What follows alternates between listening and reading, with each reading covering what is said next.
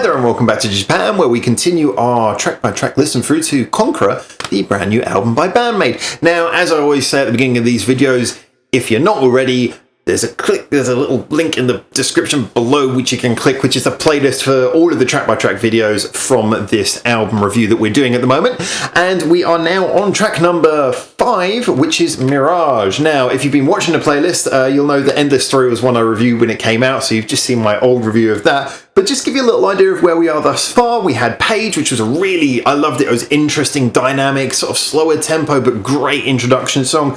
Glory, where things ramped up and got very rocky. Liberal, where they ramped up even more, but I felt there was a little bit of compression, as I described in that video on the recording, that kind of killed a little bit of the life of it. But it was written with a lot of life, even if it didn't necessarily come across as much in the studio version. And an Endless Story, which takes him in a slightly different direction. It goes for kind of like a poppier rock song, and I mean that in that sort of mid-tempo way. Good song, actually, really interesting song. Not so far probably my favourite, but that's compared to BAND-MAID's very high set bar. It's a good single though, definitely enjoyed it for what it is. So anyway, we're moving on to the song Mirage now. I have no idea what to expect. Sometimes the names of their songs allude to something, as they're almost always in English, but this one, not particularly, so no idea what to expect. Like I say, my main thing from this album is I want to hear quite a lot of variation. So far we've heard quite a bit of variation. I wouldn't say this is quite the experimental masterpiece that maybe I was expecting. And don't worry, I don't mean like going all prog and everything. I mean, it has mainly been quite rock, but they have certainly been a lot more experimental than on their previous albums. 1 minute, I'm going to cough. We don't edit anything here. Apologies about that. So far this album has actually been pretty much what I wanted it to be, but I'm hoping there's going to be some real wow, oh my god, what happened here? You've gone completely crazy moments on this album that totally blow me out my socks. That's probably going to come more around the mid to late stages of the album. That's usually how this kind of thing works. Anyway, so enough of me trying to predict the future, enough of me waffling about the past. Let's get straight into this song and then we can discuss it once I've listened to it. It is Mirage. Join me on this. And yeah, I just did double check the name of the song. You saw that. And let's see what we think afterwards. What's this going to be? Let's find out. Oh yeah.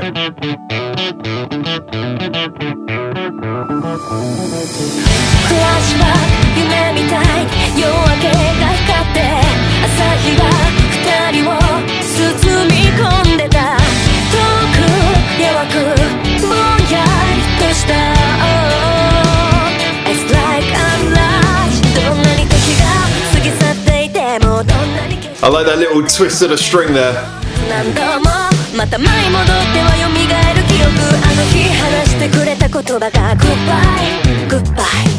Nice, funky, fast, rhythmic vocals as well.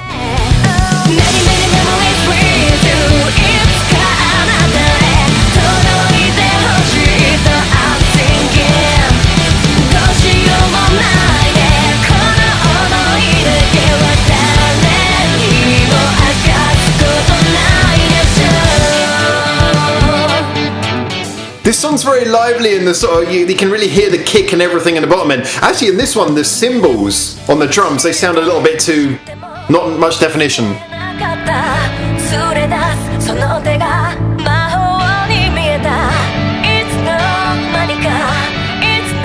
Psyche's vocals are really great on this.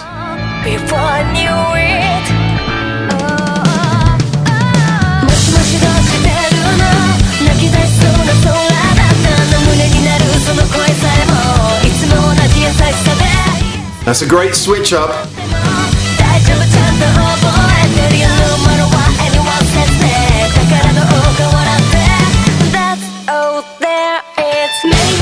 That was cool. Nice little touch there with where it broke down. You had a little sound on one side.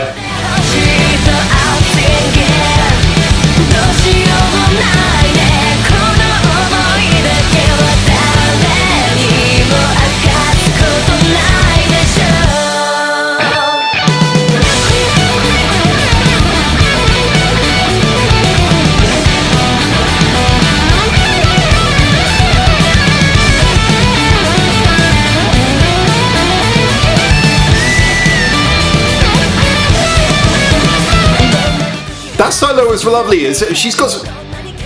Konami's got some fantastic solos on this album so far.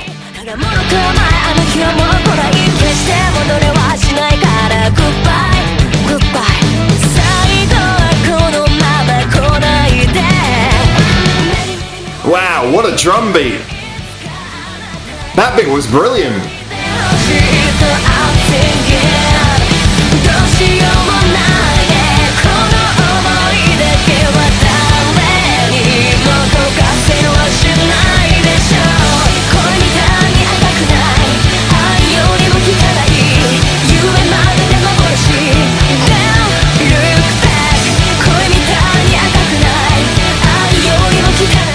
Again, clever snare work from Akane on the drums there.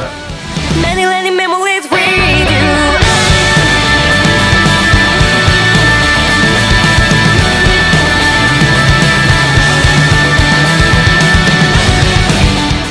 I know it's buried in the mix, but listen to the bass.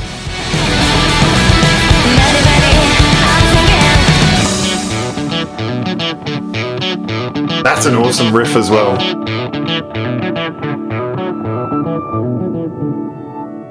And that little reverse piano sound as well. Beautiful. All right, you had some really good decisions on this one. Actually, I really enjoyed that. Again, it's kind of got that album track vibe. But this again really exemplifies, you know, when you can do something which is an album track, but in its own really stands out. It's not just filler, and this certainly isn't filler. I really liked a lot of things about the way that I moved. I mean, massive credit to the drum beat in that was fantastic. I mean, I'm always sort of saying how Akane does fantastic things. What I really liked about this one, though, is that there was a lot of snare work, but there was also a lot of kick work as well. You know, the kick and the snare were very well balanced. There's a lot of really interesting things going on there. She really shifted up the rhythm in each bit, and that little bit in the bridge as well, absolutely fantastic just before it went into the last chorus. I just really loved the whole sort of feel to that. The beat always felt like it was kind of fun, but never quite settled. It was always just sort of like slightly off, slightly, you know, keeping you moving, keeping you shifting. Really enjoyed that.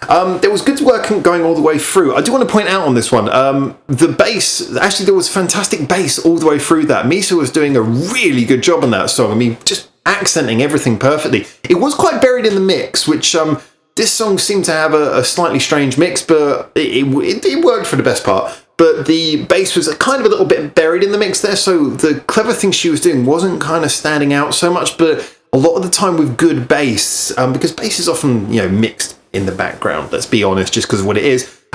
Usually bass can really make a song work in a very subliminal way. You don't always have to hear what the bass is playing consciously to actually have it make the song much better.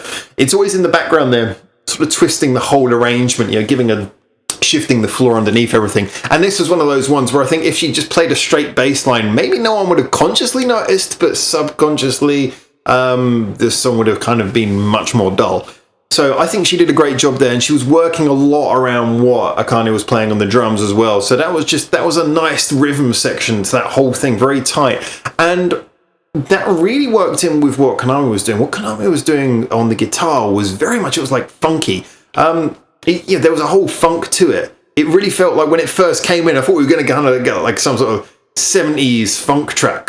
Oh yeah, so it was just so like weirdly bouncy. And then again, working superbly as a band. You just heard Saeki's vocals, they were bouncing really well. I noticed she's delivering these sort of fast, punchy vocals much better on this album than I think I've heard on any of the previous albums. Her vocal work is really stepped up in this. She's capturing the lower notes with more energy, I've noticed, on some of the songs thus far. And she's really getting that punch, you know, knowing how to be rhythmic, you know, almost, like I said, like I was saying this on the Blooming review again, it's got almost like this hip-hop quality. She knows how to sort of punch in at the right points and sort of bounce around the beat. Her vocals are really shining in this album, I'd say, so far. So I do want to point out again with Konami with the guitar, she did that really funky thing, but the solo as well, the solo is usually a little bit twiddlier than I would normally like. You guys probably know if you've been watching this channel for a while. I don't want to be sort of blinded by notes when I hear a solo. I want to hear a solo that's kind of got soul, got feeling, move the arrangement forwards. This, although it was quite twiddly, actually did that really well. So I actually really like this. I've got to admit, so far, Konami's solos on this album have felt to me much better. I think that she has maybe mastered the skill of restraint more than she perhaps had before. She was never one of those nauseating guitarists. I've always liked her work, but there has been times where I've kind of gone, oh, okay, that solo was okay, but it didn't really do anything for me. So far, every bit of solo work, in fact, all of her guitar work on this album has been fantastic so far. You know, right down to the riffs as well. Really good riffs going on this. But also, it's just the general feeling that the solos as well. She's got this element of restraint. She's really working around the rhythm. She's kind of crafting these solos in a way that they really move the song forward each time. So I am really looking forward to actually hearing more of actually what Konami and Saiki deliver on this album, because to be honest, Akane and Misa are always really, really top notch, and Miku always sort of holds down the core of it. And this is no negative comment to Saiki and Konami, but usually it's harder to talk about vocalists and guitarists, because kind of like there are so many awesome vocalists and so many awesome guitarists out there that when you've got a guitarist and a vocalist who always just turn in a great job, it's kind of hard to really comment, except for, yeah, they did great again. But they are, I think in this now, they're going above and beyond. They're really sort of finding like a creative way to really sort of, if you like, get the most out of each song in their own way as well. So this is a really good example. I like this song because it had, like I say, that kind of shifty beat to it. I mean that in a complimentary way. It had that sort of shifty, funky beat to it. It had that really funky riff as well. There was a lot of funk things going on in this, but in total, you just ended up getting a rock song. But it moved like a funk song. It had that sort of beat to it. Without going into too many boring technicals, it just, you know, it was written with that in mind, and you could tell it was written with that in mind to its very core. So yeah, this was interesting. Again, this could have just been played as a straight rock song, but they've managed to inject something more rhythmic and something more interesting into it, and elevated it into being something beyond what you'd expect from a normal band. And this is, like I say, this is what you've got. You've got a group of women who undoubtedly are amazing musicians. Songwriting has been something that's come later to them. I know Konami's been doing it from way before, but it's different writing just as a guitarist and writing for a band. And, you know, and then everyone has to take their own bits and do their own thing with them. This seems to me like, as writers, they've grown a huge amount. So I'm really looking forward to seeing what comes next. The next track we're going to be listening to, is it another single again? No, At the Drop of a Hat. So we'll be checking out At the Drop of a Hat. If you're following this playlist of reviews, if you're not, link in the description. If you are, then you'll be going straight onto that video after the little card that comes at the end where I show you links and stuff. But until then, for now, thank you so much for tuning in. And, well, leave your thoughts in the comments and then follow me over. But, you know, ciao. Thanks for watching. Feel free to check out more of our hundreds of videos we got online on this channel right now, or get involved in the discussion with us at the many social media links we've got in the description below, where you can suggest new videos and artists for us to check out on the channel. Or you can just do the usual YouTube stuff and, you know, comment, like, subscribe. You know how this works by now.